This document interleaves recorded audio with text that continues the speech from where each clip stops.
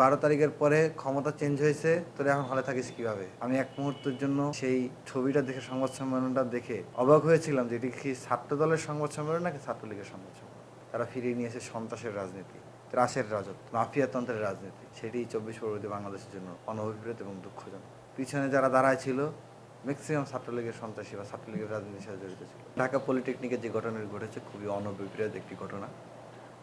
24 পরবর্তী বাংলাদেশে এই ধরনের ঘটনা আমরা কোনোভাবেই প্রত্যাশা করি না। আমরা আশা করেছিলাম যে শিক্ষাঙ্গনে শিক্ষার্থীদের যেই মৌলিক চাহিদা, পড়াশোনা, পঠন পাঠনের সুষ্ঠু পরিবেশ, সেটি নিশ্চিত হবে।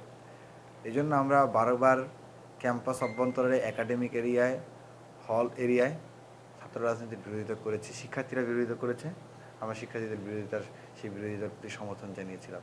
কিন্তু কিছু কিছু রাজনৈতিক দল গায়ের জোর খাটিয়ে সেই বিরোধিতার ব্যারিয়ার ভেঙে শিক্ষার্থীদের অভিমতের বিপরীতে যে তারা এখানে ছাত্র রাজনীতি ফিরিয়ে নিয়ে এসেছে, এবং ছাত্র রাজনীতি ফিরে আনলেও খুব বেশি অসুবিধা হতো না। তারা ফিরিয়ে নিয়ে এসে সন্ত্রাসের রাজনীতি, ত্রাসের রাজত্ব, মাফিয়াতন্ত্রের রাজনীতি। সেটি 24 পরবর্তী বাংলাদেশের জন্য অনভিপ্রেত এবং দুঃখজনক। গতকাল আপনারা যদি ঢাকা মেডিকেলে গিয়ে থাকেন, দেখবেন যে অনেক শিক্ষার্থী রক্তাক্ত হয়েছে, অনেক শিক্ষার্থী আহত হয়েছে। এই রক্তের দায়ভার কে নেবে?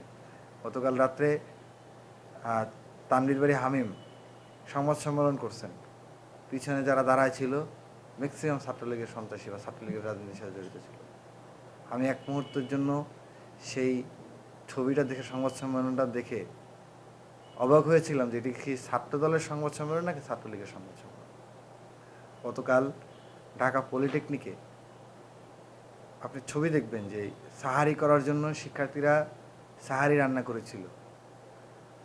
সেই মানে খাবারের পাত্র ভাঙচুর চালানো হয়েছে, খাবার নষ্ট করা হয়েছে।